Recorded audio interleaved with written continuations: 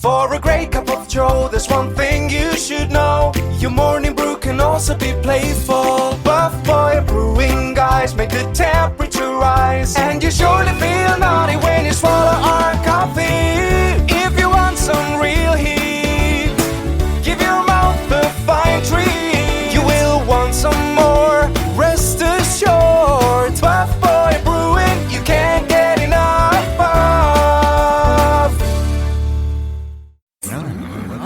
It's time for The Scribble, your weekly fix of celebrity chats, bizarre stories in the news, and basic random chatter with best-selling author and syndicated radio host Jeremy Bradley.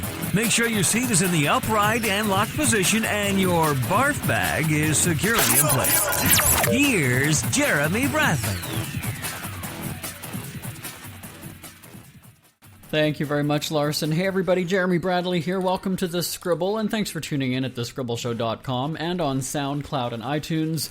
Well, we are live from Houston right now, and not that it makes any difference to you, but you're going to be hearing our highlights from our Houston radio broadcasts either next week or the week after that. This week, though, we've got legendary country music artist Jimmy Fortune, who's going to chime in. You know, we had him on the show, I don't know, I think it was last year, I guess, almost last Christmas, when he was putting out, he was promoting Christmas music, and so we're going to check in with Jimmy again. I always do love checking in with legendary music artists, and I'm going to tell you why. Because the music industry has changed, and people back in the day, yes, they might have wanted money, success, right? They wanted the fame, they wanted the glory, they wanted the spotlight. But there was a genuine love of music then. Not to say that not to say that artists don't like or have an appreciation for music these days, but you have heard it, right? You know, it's computerized, it's auto-tuned, it's everything. Well, back in the day when music was pure and crisp and original and heartfelt, those are the artists that I love checking in with. And so we've got Jimmy for the entire show today, so it's going to be great to check in with him because I don't... And there's also just something about country music that has a genuine... I can't explain it. I'm at a loss for words. I don't. And being in Texas right now, of all places, I'm feeling the spirit of country music. So I can't wait to get Jimmy Fortune on the phone. He's coming up in just a little bit. We are going to be giving you some of the clips from our Houston broadcasts. They're not airing until Monday, actually, if you're tuning into this on Friday. And so I won't bother promoting the website now, because if you're tuned in before that, you won't be able to hear it. But certainly we're here promoting Christmas and previewing the Super Bowl and everything that's happening in the city. So it's going to be a great time when we're on the air on the radio beginning Monday. And we'll, as I said, bring you some of that audio here. And one of our friends, Jan Arden, is performing in my hometown of Winnipeg, Manitoba. This is really funny because the 2 days that she's in the city putting on Christmas shows with the symphony, the local symphony orchestra, I am not in Winnipeg. She surprised me on the radio, and we'll give you that clip. That'll probably be next week. We're kind of flying by the seat of our pants here. Our schedules have been changing like crazy, but definitely thanks to Jen Arden for calling in. She's a great, really a legendary Canadian artist, and she's being inducted into the Music Hall of Fame there. So we are going to take a break. When we come back, Jimmy Fortune will be joining us to talk about his music and his decades of success in the country biz. Ever had something to get off your chest but never had the balls to say it? That's a load of crap. Speak Free with JB.com is exactly what you've been waiting for. Your chance to tell it like it is and not care what anybody else thinks. Have your say on issues of the day. Join newspaper and radio columnist Jeremy Bradley as he tells it like it is. Hundreds of thousands of people have stopped by, including some well-known celebrities who have had a chat with JB and speak candidly about what's really going on in the world. You can join them too. Have a rant or a rave. Be brave and head on over to www.speakfreewithjb.com now. All right, well, we've got country music royalty joining us again online, and I hate saying that because it makes him sound old, but you know what? He's got more energy than I do.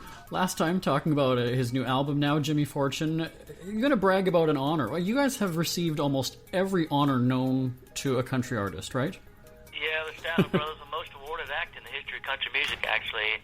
And when I stop and think about that, sometimes I just go, wow, I can't believe that I was a part of such a group, you know. But it was a great time, a great 21 years. Actually, the Statler Brothers had a 40-year career and numerous awards, and now we're getting nominated. Well, not nominated. We actually won for a Pioneer Award for the Academy of Country Music for the Pioneer Award, and we're just so honored for that because it's.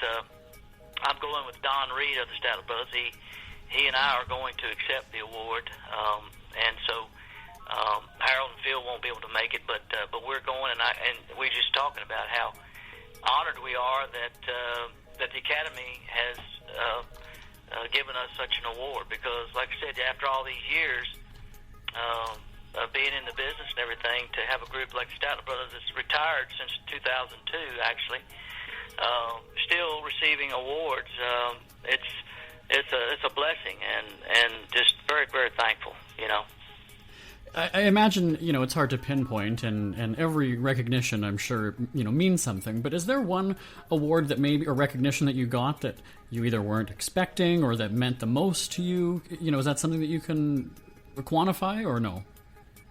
Well, of course, anybody would say that, you know, any kind of a Hall of Fame that you actually make it to is quite an achievement that something you don't plan on. But when we were called for, first of all, the Gospel Music Hall of Fame, you know, back in 2007, to have that honor, and then in 2008 to be in Music Hall of Fame, you know, that was quite you know, you just can't plan on something like that, and that type of an honor is something that you will never forget, for sure.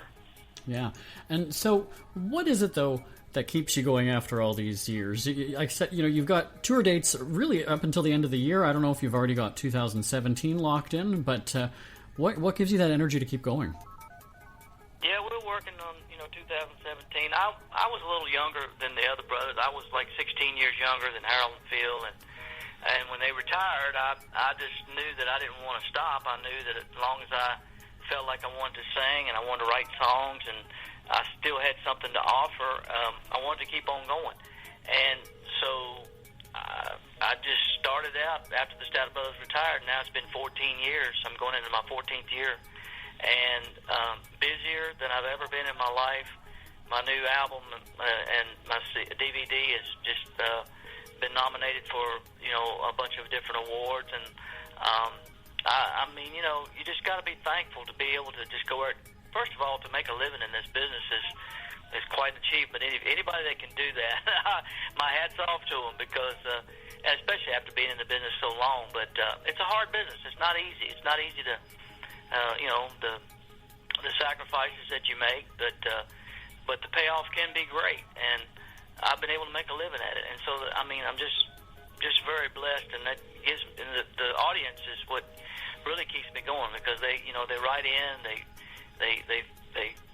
give you their letters and everything and tell you that, you know, how much they love you and how much you mean to them. And then when you go to the shows, you get to meet and greet and actually talk to a lot of the fans and everything. And they keep me going. I mean, if it wasn't for them, we wouldn't have any reason to be out there. But the fans are the most important part of this whole thing. And I love people, so God gave me that gift of loving people, and I genuinely care about what people say and think about our music and about what it means to them, and they let us know it. And so when you see somebody singing back to you in the audience, singing a song that you wrote 30 years ago or just a few weeks ago, they're singing back to you, you know you must be getting through to them, and the message must be getting through, and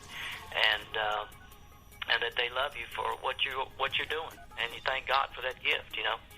Well, I think that's also what separates country music artists from other genres, is that everybody has that connection, and the artists are so approachable. Like, you know, just an interesting story. I know you've worked with Vince Gill. 20-some years ago, when he was performing in my hometown of Winnipeg in Canada, my cousin was one of his drivers. My cousin took Vince and the band to my grandparents' house, and they had a big Ukrainian meal. And so my family feels that they've got a connection with Vince, and then lifelong fans, right? Like, it's just the artists are approachable and just down to earth and all about family and those connections, like you're saying. Yeah, Vince Gill's, of course, one of my favorites too. I've always loved Vince, and I think he's one of the most talented people in the world. But not only because of his talent, but because of the person that he is. He's a genuinely caring person, and you can tell in the way he does, and the way he will take time to talk to you, and have a conversation with you. I mean, it's pretty awesome when you think of somebody like him that's so talented, and has, let's face it, he's had so much success.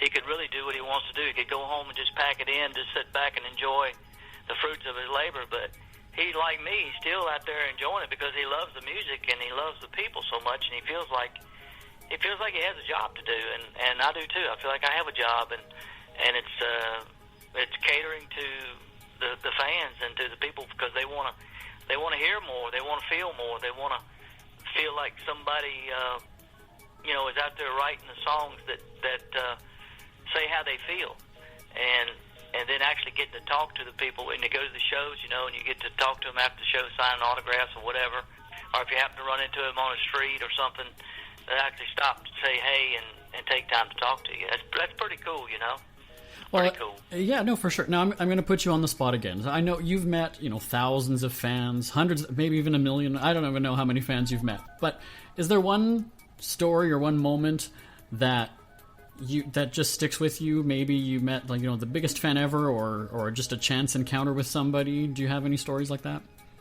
Yeah, I wrote a song years ago called More Than a Name on the Wall, which was a big song for the Statler Brothers, and it's probably been one of my biggest sellers as well. And I do it every time I do a show. I do this song because I went to Washington, D.C. years ago, and I went to all the memorials there for all the veterans that have lost their lives for us, and particularly came across the Vietnam Memorial for the first time, and I saw those 60,000 names on one wall. And I'd sit and listen to some of the stories and watched as people came, and this particular story about a mother, coming to the wall and talking about her son and that sacrifice, it just hit me that there were more than a name on a wall. So I wrote that song, and through the years, people come up after the shows and tell me how much that song means to them. And a lot of times, it's the ones that come up and they can't even get a word out. There's just tears coming down. They can't say anything, and I'll just reach out and shake their hand, and I'll say more than a name on a wall, and they'll shake their head yes. They can't even get a word out. But there was one time and one guy in particular had his family brought him up, and I pushed him up in a wheelchair, and he said he had something he wanted to tell me that he hadn't even told his family. And he told me a story that was probably a 5-minute story, but it took him about a half hour to tell me because he was through the tears and trying to catch his breath, But he said that, he was head of his platoon, and they had to go out on maneuvers, and they had this mission they had to go on, and they had he'd gotten wounded. He got seriously wounded, and his men put him on a helicopter to send him back, and he was fighting with his men. He didn't want to go back. He was seriously wounded, And he said they got him on there, made him get on the helicopter to go back to the hospital. And he said as he was going up, he said he looked back and he said he saw all of his men just wiped out, every one of them wiped out. Wow. And he cried and cried, and he said that wasn't even the worst of it all. I said, what could be worse than that? He said, well, when I came home, I had my uniform on, and I rolled off the plane in a wheelchair, and he said I was spit on when I came off the plane. He said that was the part that hurt the worst, and that got to me. I mean, that's just one story that sticks out, but that to me had probably the story that stuck out the most of any fan that I've ever had come up and say, actually tell me that, and we're able to talk about that for the first time, even with their family. And then I've had people, give me their, Purple Hearts, accommodation medals, just any kind of medal. I had one guy come up and gave me, his 85-year-old man, he gave me his Navy SEAL pin and wanted me to have it. He said, I want you to have it because of that song. And, I mean, these are things that just really, they'll just pull at your heart, and you'll never forget that,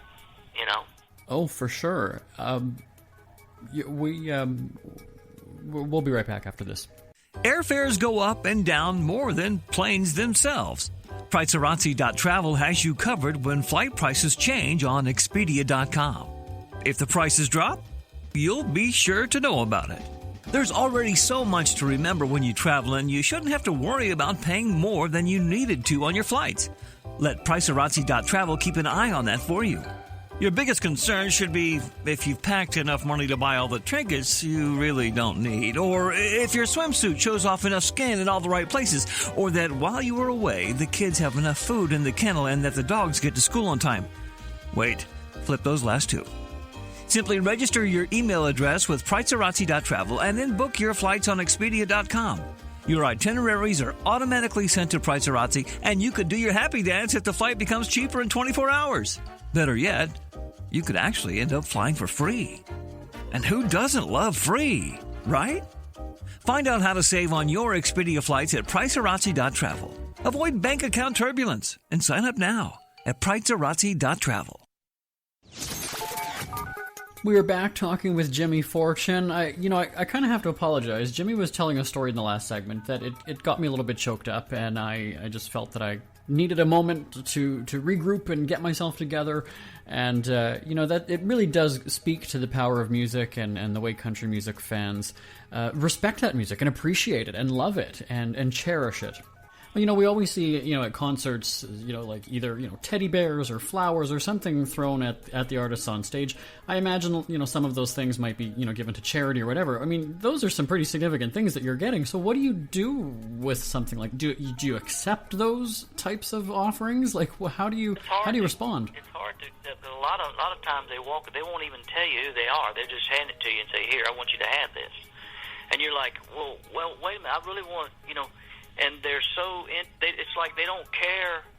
They don't care about you knowing who they are. They just want you to know that you meant something to them, and they give you something like that. And it's like, I'm sitting here wanting more. I'm like, wait, I really want to talk, more. Yeah. But you got all this line of people, behind them, and I guess they feel like they, need to move on. But these are people that you really want to talk to. But I bring them home, and I have a special place in my home that I keep all those things, and it's a sacred place to me. And I'll go back and go through them. I'll go back through notes and letters, and I do have some letters and stuff with some of the medals that I receive and the awards and things like that. And but then the ones that I don't, I have a little special place for them too. They're just there, and I pick them up every now and then, and I just hold them to my heart and say they just mean so much to me, and I mean, these are people that, you talk about a Purple Heart, man. I mean, mm-hmm. I'm not talking about one or two. I mean, I'm more than that, a bunch more. I imagine that would be one of those places where, if I'm having a down day, or if I just don't feel like working today or doing that, that must be motivation. Like, I would go into that area of your, where you have that, and just go, this is why I do it, right? This is the meaning behind it. It is, and like I said, I look at that, I felt like, that song, I had a guy come up recently and say, he thanked me for that song, but he said, I don't know if you realize this or not, but he said back when you wrote that song and it was out as a it wasn't a hit, it wasn't a number one song. I think it was a top 10 song of I think number 5 or 6, and Billboard there were two stations that wouldn't play that song because they considered it kind of controversial. But anyway, he said that during that time, he said it was a turning of people's thoughts toward that war. Mm-hmm. And he said all of a sudden people started turning around. He said, and whether you realize this or not, he said that song helped so much in healing so many veterans that went over there and served. It has been a healing song to realize that somebody cared, and all of a sudden people started accepting and realizing just what these guys went through and just what a sacrifice was made. And at a time, I said, because people don't feel that way anymore. I know that the majority of people, they embrace and love our veterans, and that's the way it should be. But we went through a time where people really didn't, And but they just let me know that they appreciate that. And that's why I think that was a message from God. I think it was something that He wanted them to hear, and He just let me hold the pencil, so to speak, and take my guitar and put it into music. You know, it's interesting, though, that people like you and me, you know, we look at them as the hero, right? They do things that a lot of us, you know, wouldn't have the courage or anything to do. Right. But they're looking at you and your music and what you do. You know, like I kind of look at, well, I do radio and I write or whatever. That's nothing in the grand scheme of things compared to what these people do. Not to discredit music in any way, because that's huge as well. But music has the power to really affect these people. So you're a hero to him as he's a hero to you. I mean, it comes full circle almost. Well, see, I wanted to join. As a matter of fact, it was just a few months before the Statler Brothers actually hired me. I was trying to join the Air Force because I wanted to be in the Air Force, and you know, I was going through that process and everything, and I had some kids at the time, so I didn't make it in because I had kids and all. And but I was trying. I felt like I wanted to serve my country, and I just had that desire to. I felt like I needed to do something for my country. And so after all that didn't happen, and then I was with the Statler Brothers, I had that platform. I said, well, you know what? What I need to do is really say thank you through some of my songs or some kind of way. And that song, it was a God thing. I mean, that's the only way I know how to explain it. And it's so simple and so profound. I mean, when you stand there and you watch mothers and fathers and brothers and sisters and, you know, family members coming to that wall, and the stories that you hear, and they're looking into the walls as someone's looking back, and as you stand there, you feel like someone really is looking back. You feel like they're there with us. It's a magical place and spiritual place, and that profound statement just hit me as I saw all those names, one stacked on top of the other, that they are.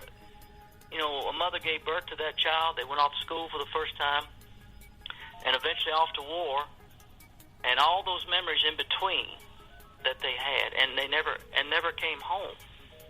I mean, to think about that for a minute, there are more than a name on a wall. Although it is a beautiful memorial, it is a beautiful tribute to our fallen heroes. It really is.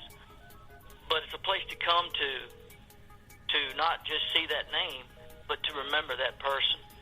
And it brings it all together, because it seems like spiritually, it's the spiritual place to come to that connects everybody back together. And that's definitely what people absolutely. So that's what people experience when they hear your music, when they see you performing. I hate to wrap it up on such a somber and touching note, but I think that kind of sums up your music. So I know your tour dates and information about your albums and everything is on your website, right? Yeah, I have JimmyFortune.com, and we're touring all over the country. I hadn't been home much this year, been going like crazy, but we're thankful for it. But you can get on my website at JimmyFortune.com and find out anything you want to know about my merchandise that I have on there, and my tour schedule. And we're still, I'm still working on new projects I'll have to be telling you about here pretty soon. Well, we'll be sure to check in with you then. Well, again, JimmyFortune.com, thanks so much for joining us again today. It's been great. Thank you, buddy. I appreciate you. Couldn't do without you. No problem. It's never too early to start thinking about your next holiday. Have you checked out Mexico recently? From tequila tasting, swimming with horses, to ziplining through the jungle and watching whales and dolphins in their natural habitat, Puerto Vallarta has it all. Visit mexico.jbonair.com to see all the fun PV has to offer. That's at mexico.jbonair.com for hundreds of photos, interviews, and videos from around the tourist hotspot. Check out mexico.jbonair.com for all the fun. That's mexico.jbonair.com. Jeremy Bradley here, back on the Scribble. Thanks to Jimmy Fortune for joining us. That was I got a little bit emotional, I'll have to admit. I've been on the radio for, it'll be almost 11 years now, and never really been moved or choked up.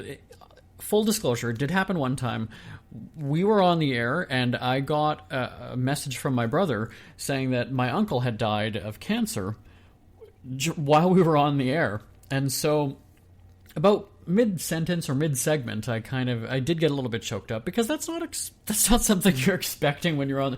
Do you know what I mean? Like, let's say that you have a job where, whether you work at like a call center or you've got a customer service job, and you all of a sudden just get this message, hey, so-and-so died.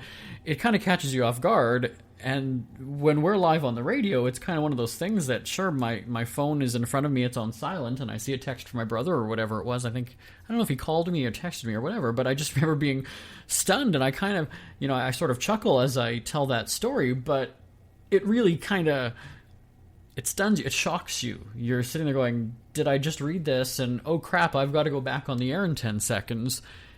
How do you do that? And so, I started to explain the story, and then I kind of trailed off, and thankfully it was our radio show, so we just dumped into another music set. But certainly it was something that was a touching moment, and hearing Jimmy say that, a member of the military was spit on. I mean, that's just...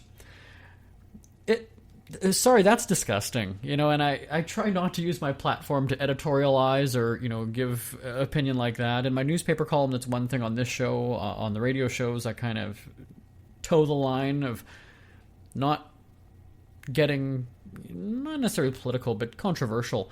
But I'm sorry, these people, as I said to Jimmy, they're heroes, they're brave, they can do crap that I wouldn't even think of doing, I wouldn't even consider doing. So to have such disrespect, I mean, that's hard to hear. And I can only imagine if he was face to face with somebody telling him that. I don't know. It breaks my heart. So again, thank you for Jimmy Fortune calling in and chatting with us today. Let's talk celebrity news for just a brief moment. Justin Bieber, the other day in England, saying that he's not getting back on Instagram anytime soon. I think it's funny, though, when these celebrities, shut down their social media accounts or lash out at people. It's like, but you're the attention whores. You're the ones posting everything about your life. You want people commenting. You want people, like, they just thrive on that. For me, I'll be honest with you, for the most part, it's not me behind our tweets, my tweets at Jeremy D. Bradley. We either program stuff or there's somebody that does it for me. There are times when I'm tweeting, but we certainly don't post things and sit there and watch and go, oh yeah, 6 favorites. Oh yeah, 20 favorites. Oh yeah, retweets and likes. There's just better things to do with my day, I think, anyway. And so Justin Bieber sort of swears off Instagram. He's not getting back on there. He's also been, lashing out at concerts lately when he's been trying to speak, and people are cheering and screaming, and he wants to be respected. He wants to be taken seriously as an artist. And it's like, well, you're also the teeny bopper thug who pisses in mop pails in restaurants and swears at, what was it, a picture of Bill Clinton or something? And now you're going to take a stand? Now you want to be taken seriously? Now you want people to respect you? I mean, let's be honest here, okay? So, yeah, good luck. Good luck, Biebs. The other day I was watching, I've recorded the Comedy Central roast from him, I guess it was last year? Yeah. And just the stuff they were saying about him. It's like, there's a lot of it that's serious, though. You can say they're jokes, but the people meant what they were saying about Bieber. Come on, they did. And then another one who is not necessarily taken seriously lately, and for some reason is pissing off his audience, is Kanye West. He was hospitalized last week. He was released from hospital, I think it was Wednesday. We talked about that on our show, Entertainment Wrap-Up. He's released into the loving arms of monotoned, selfie-taking Kim Kardashian, who was apparently by his... she was at his bedside the entire time.